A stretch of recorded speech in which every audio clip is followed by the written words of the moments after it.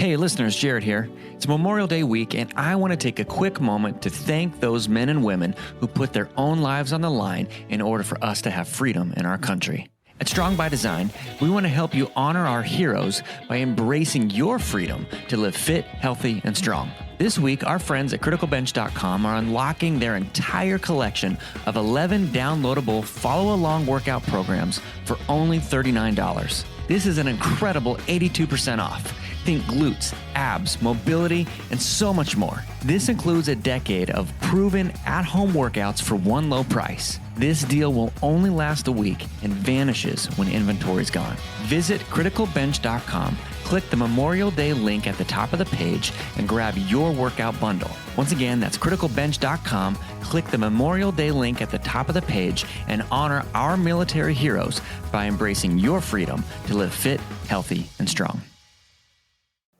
Welcome, ladies and gentlemen, to the Strong by Design podcast. Hosting today, Coach Chris Wilson, doing something a little bit different that we've never done.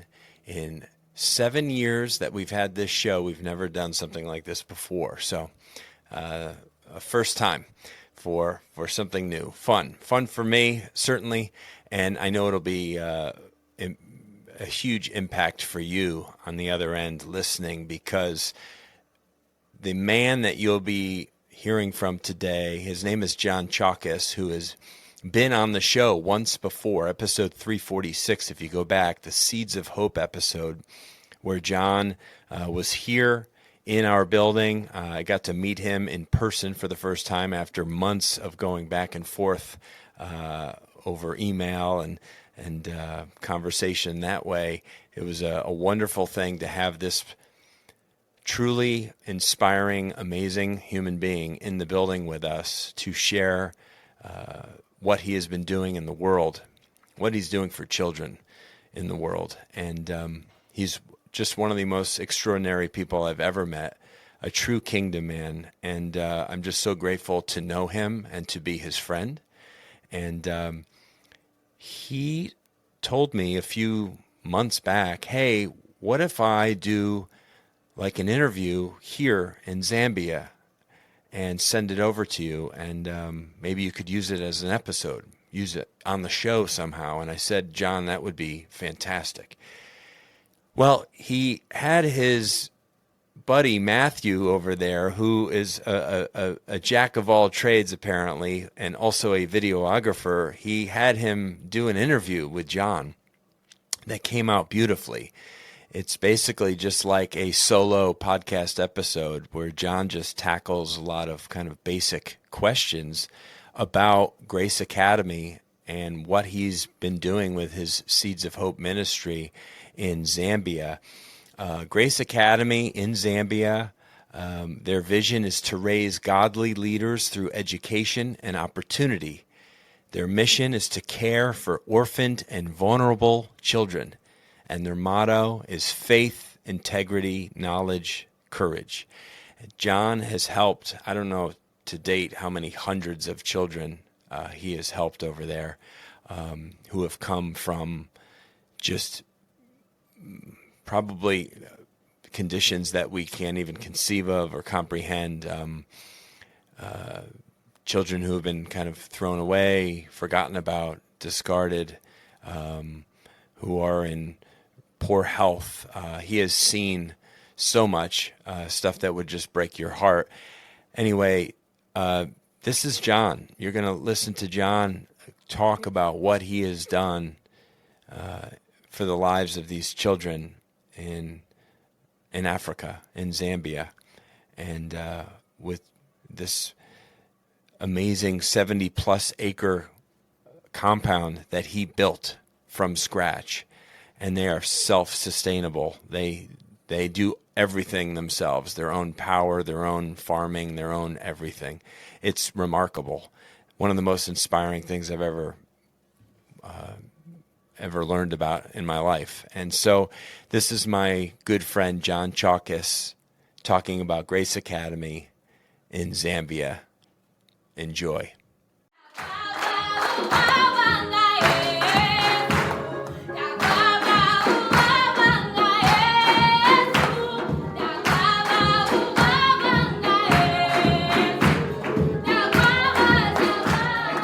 Hey, Chris, I am so happy to be back on Strong by Design. I just had a great time last time we were together, and I want to welcome you to Zambia. This is Grace Academy. You know, not everybody can travel with us, but I want to take this opportunity to bring Zambia to you guys, and I'm really proud of this place. We started here in 2000. And I explained a little bit about that in the last podcast, how we came here at the height of HIV epidemic, Zambia being the epicenter, and we experienced a lot of difficulties. A lot of our children were dying, a lot of our staff were dying. We were doing funerals. And I remember going into the cemetery, doing burials for kids, and our staff were singing these hymns, these beautiful hymns. And in between, when they finished their hymn, there were all kinds of funerals going on around us. And in that lull, you'll hear the other mourners singing these beautiful hymns. It was so surreal, so hard to explain, the sound, the music, the beauty, and the sadness. It was incredible, but it was difficult times for us. In 2005, we got the antiretrovirals, which is a medication for HIV people. When HIV person takes that, if they live a healthy lifestyle, in other words, not injecting drugs in their body and sleeping well, eating well, they can live a normal lifespan. So we had a big problem now. We had all these kids, and they're going to live, and we decided we want to buy a property, and we want to build our own school because the education system was really poor here. We wanted to give our kids the very best education. So we bought 72 acres. This is it, Grace Academy. It was nothing but bush here. It was nothing but trees, and there was no roads. There was no power. There was nothing here. We brought bulldozers in, cleared the land to start building. Incredible teams came to help us, builders and plumbers, electricians, and all kinds of guys. And we hired a crew here, and we trained them. A lot of these tradesmen are still with us for years now. And the great thing about it is, like, these guys didn't go to trade school. A lot of them didn't finish high school. They didn't have any real skills, and we trained them. Our guys were incredible. And look at, you can see around me, these beautiful buildings these guys built. And we're continuing building more and more. We have a farm now. We have cows. We have pigs. We have chickens. We have layers and broilers. We have crops. We have greenhouses. We grow our own food. It's really, really incredible. But the biggest thing for me is kids. We love our kids. We're so proud of them. They're doing incredible. We have, I think, 116 graduates so far. So we start from preschool all the way to the 12th grade, the graduate high school, and then we have a scholarship program. So each child, when they graduate, they get to pick from trade school, which is a trade, or college, which is a diploma program, or university, which is a degree program. So I think we have like 5 kids in medical school. We have our first 2 doctors graduated. They're actually working in the field. We have our first engineer. He's in the mining industry right now. We have several nurses. We have teachers. We have medical clinical officers. We have 2 in law school. We have business degrees.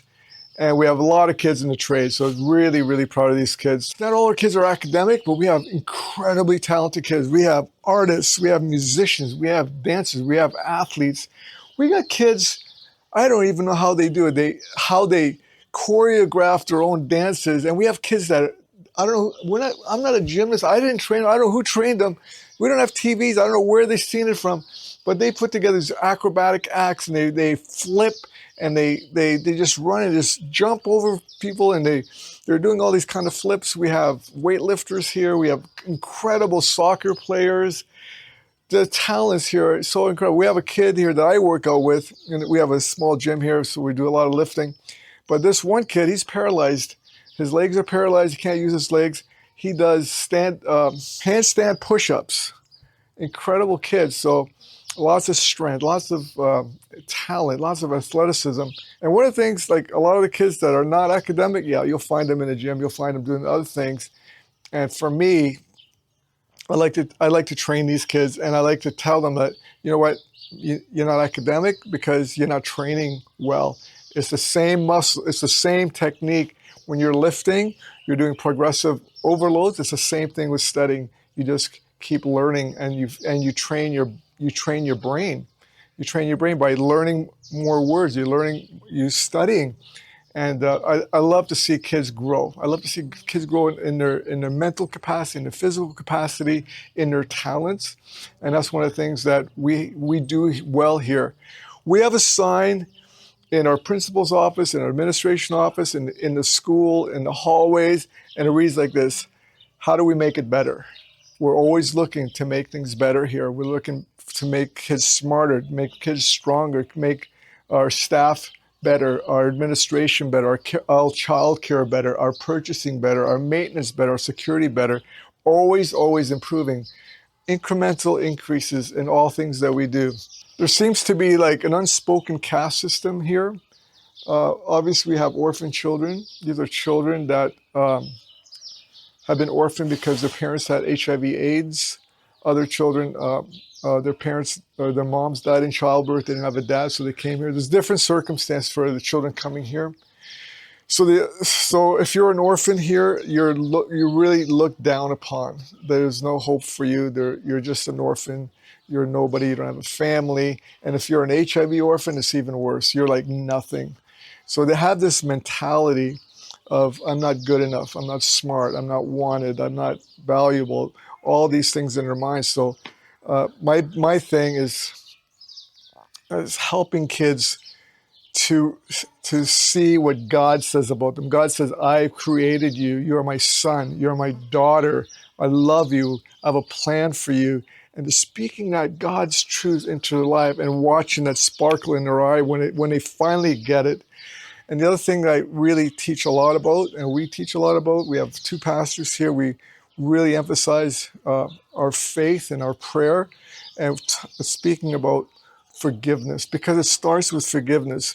If you don't forgive, and we have kids that have been abused here, we've sexually abused, physically abused, and if you don't forgive, no matter how hard, how horrible your situation was, how bad this person or people have mistreated you, if you don't forgive, you'll always be a victim. And the only way you can overcome that is by forgiving these people or the situations that happen to you. And we see children that are able to do that thrive and be successful and start to dream and start to make goals and start to achieve things, and to see them flourish is one of the things that we really strive and focus on. So we focus a lot on mindset and how do we change that mindset, that paradigm where, they've been spoken to in ways that is degrading, that you're no good and nothing's going to become of you, you're not smart. And to change that, again, it starts with forgiveness, but then to build on that with God's word. God says we're more than conquerors. We can do all things through Christ, and God is with us, and God gives us victory in all these things. So for me, to see these kids thrive, it is what I live for. We had a choir. We were traveling with a choir. We actually brought them to Thailand and Myanmar. And in Myanmar, we visited up several children's homes. We have a children's homes there, and then we ended up at the refugee camp. So it's the world's longest standing civil war is in Myanmar. So there's lots of refugees on the Thai side. So we ended up in a refugee camp, and our kids were amazed because they've come from extreme poverty, and they said, "Man, we thought we were poor." And to give you an example, we were in this refugee village, for lack of a better word. And all the homes were made of thatched roofs and bamboo houses on stilts because of the water, the rainy season.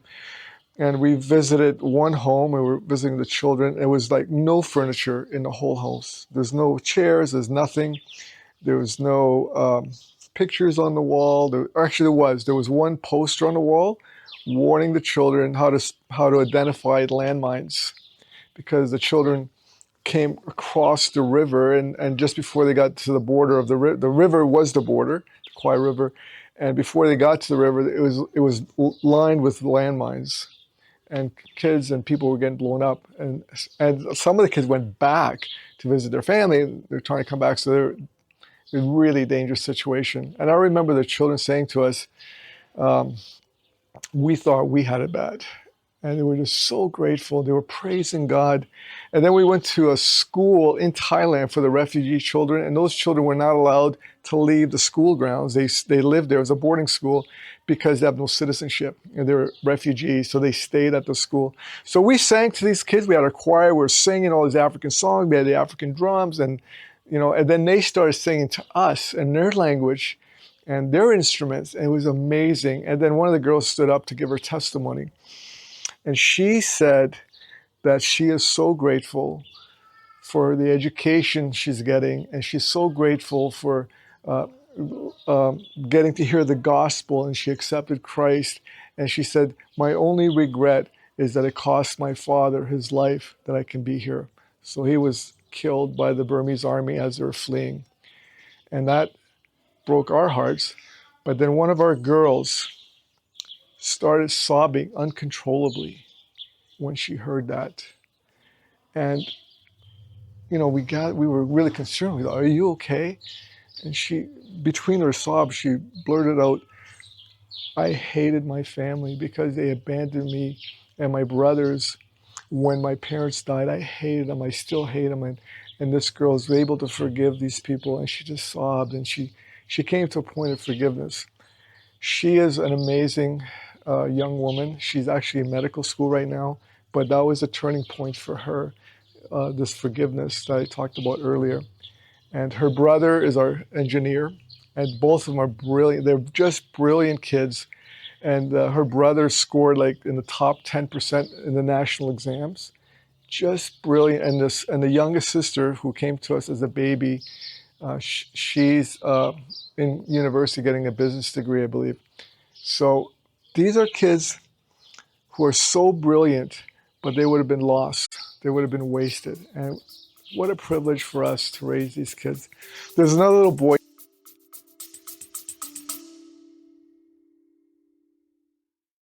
This episode of Strong by Design is brought to you by Critical Bench, the company that's been helping Americans get fit and strong for over 2 decades. Hey, it's Coach Chris Wilson here, and as we approach Memorial Day, I want to take a moment to recognize the heroes who made the ultimate sacrifice for our freedom. For me, this is personal.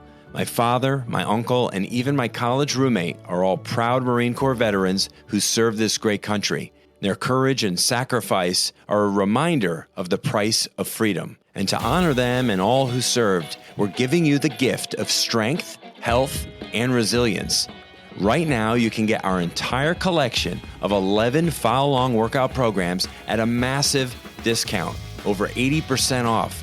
You get digital-only version for $39 or digital plus DVD version for $77, shipped straight to your door. Inside, you get strength, yoga, bodyweight training, dumbbell training. It's all there. And it's so easy to grab this deal. Just go to criticalbench.com and click the Memorial Day link at the top of the page. That's it. But don't wait. This offer ends at midnight on Memorial Day. So if you want to honor those who gave everything, take care of yourself and live a life that is strong by design. Again, that's criticalbench.com. Click Memorial Day at the top. To all who served and to those who sacrificed, we remember you. Thank you, and God bless you. So our vision here at Grace Academy is to raise leaders through opportunity and education. We care for children that are vulnerable and are orphaned. And our motto is faith, integrity, courage, and knowledge. And these are the things that we try to instill in them. One of the questions people ask is what happens to their children when they graduate? And we have a great program. We have a scholarship program where every child gets to pick a trade school, university, or college. And before they go to one of those schools that they choose according to their aptitude, their interest, their grades, we have a transition house in town. So the children have to go there for 1 year. They have a 1-year gap year. And there they learn how to budget, because we've done all their purchasing. We've done all their cooking. So they learn how to budget, how to shop, where to shop, how to cook. They learn about dating, because we're not allowed to date here. They learn about social media. They learn about stranger danger. They learn how to pick a church, how to write a resume, how to apply for a job, how to do a job interview, like all those things that A lot of our children back home, they learn because of their peers and because of the way we live. And, we shop all the time as kids. Like my kids at 14 had to buy their own clothes and stuff, but they never had a chance to do that. They've stayed behind these walls, these 72 acres that we have here. So we spend a year with them. The first 3 months, we learn those things. And then for the next 3 months, they go in a discipleship program because we believe volunteerism is such a big deal. And we want them to grow in their faith. So they go on like a YWAM type program for 3 months. Some of them actually leave the country and minister to other people. They share the gospel. So it's an incredible time. Then they come back for the remaining of the year and they continue learning about budgeting and shopping. As a matter of fact, they learn about entrepreneurship, how to start a business, how to do a business plan, all those things, which is incredible. We've had tremendous success stories. Not all of our kids go to college or university. Some of them start businesses right off the bat. So it's really an amazing and fulfilling, and my heart is overjoyed with them. Not all of our kids have families. This is the only family they've ever known. These are all their brothers and sisters here. And they call Susan and I, they call us Mama Susan, Uncle John, or Papa John, and they're the caregivers, obviously. So a story of one of our kids, just recently, a couple of years ago, actually, he came to us to inform us. He was really proud of himself that he's getting married. He bought a plot of land. He's building a house. And he graduated through here. He went on to heavy-duty mechanics. He started working for a trucking company. He is now the manager of logistics. So he came to us. He's really proud. He wanted to let us know, like, Mom and Dad, I'm getting married. And we were so proud of this kid. We actually put the wedding on at Grace here. We have a recreation hall. We've done weddings and funerals and assemblies, all kinds of stuff there. So we put on the wedding for him. And his former teachers, his former caregivers, his friends all gathered together. I want to tell you that Zambian weddings are incredible. The music and the dancing and the celebration is something to behold. It's so amazing. And this is just one of the stories of one of our kids. And, I have grown kids and most of them are married now, but you know what? They still come to me. They say, hey, Dad, what should I do? Can you advise me about this? And these kids are the same. They still need parental help, parental advice, just somebody that's there for them, that cares for them, loves them. So that's a privilege for us. And that's how our kids age out. We still are in touch with them. The other thing, a really important thing, is when they go to university or college or trade school, we support them. We pay for all the tuition, room and board is taken care of. When they graduate that program, we pay their room and board for 6 months. And then after 6 months, we pay just the rent. And then after a full year of support, or in half support, they're on their own. So we wean them off slowly. So we give them a hand up. We help them slowly integrate back into their community. We want to set them up for success. So that's really important for us. We're currently building 2 more homes at our project in Thailand. I talked about it on the last podcast. We work with children rescued from human trafficking in Thailand. So our prayer is, Lord, how do we help more children? We want to help as many children as possible. So we're building 2 more homes there, and we need to raise $80,000 to complete that. And something really, really new for us, we've had a new opportunity come to us. We're opening a home, or exploring opening a home in Tanzania.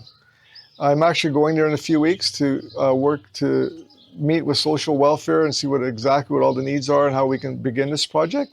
But we've been given land. We have about 2 acres been given to us. It's got homes on it already.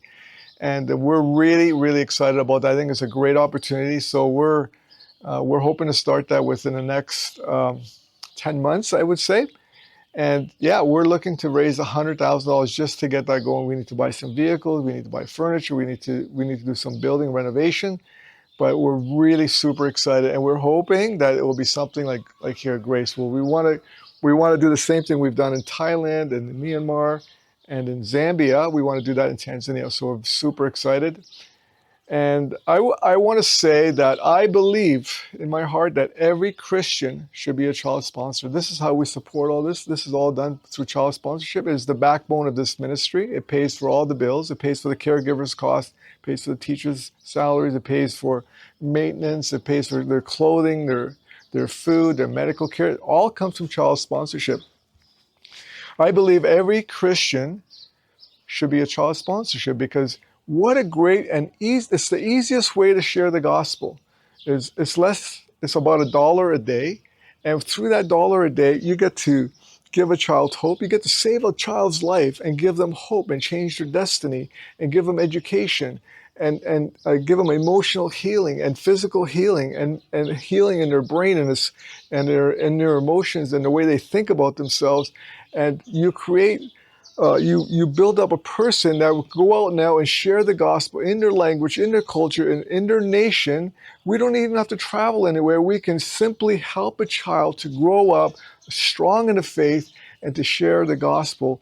And we get to do that for the cost of a coffee. And people throw that money away all the time. They're going out for coffee, they're going out for donuts, hey, why not help a child? And I'm not just saying do that for Seeds of Hope. There's a lot of organization. I think every Christian should be a child sponsor, because that is an excellent, an amazing way to share the gospel with a child in a practical and holistic way, and to see the gospel expand in all nations around the world. Contact us at seedsofhopecm.com, www.seedsofhopecm.com. We got a toll-free number. We have an office in Bellingham, Washington, and we're in Chilliwack, British Columbia in Canada. And we have on our website, we have all the information you might want. We have child sponsorship forms. We have ways to give, some of our needed projects that we're doing right now, and ways for you to get involved. You can go come on a team with us. There's all kinds of opportunities, and we'd love to hear from you. Thank you so much, Chris, for having us back. And I feel, Chris, like we've been longtime friends, and I really appreciate all you're doing for Strong in the Design, Strong by Design, and thank you so much for this opportunity.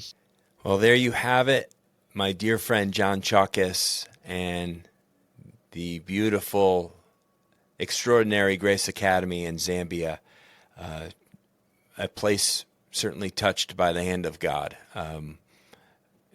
To see the footage, to see the pictures, he often, we go back and forth by email frequently.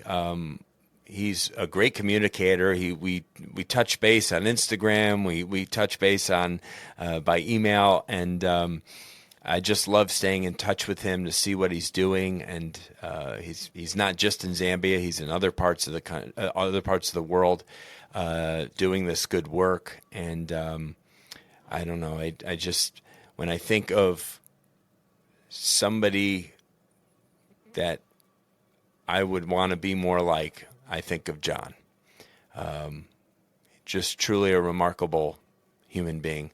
And I can't wait to see him again one day in person, have him back in the building to just continue to talk with him and let him share what he's doing in the world. And because it's people like this that are changing the world for the better, truly. So hope you enjoyed this episode on the Strong by Design podcast, doing something that we haven't ever done before, but I think this was a very powerful message, and hopefully you share this with somebody who maybe needs some inspiration or some light in their life to hear about somebody doing such good for children.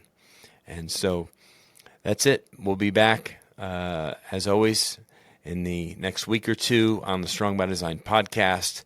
And we're just so grateful for all of you listeners. Thank you so much for supporting our show. Be sure to share it with friends and family. Give us a like and a review if you have a moment. God bless you. Talk with you again very soon. Thank you so much for listening to the Strong by Design podcast. If you found value in today's episode, please subscribe so that more people can find out about our show. Plus, you don't want to miss any future episodes with the amazing guests and topics we have lined up for you.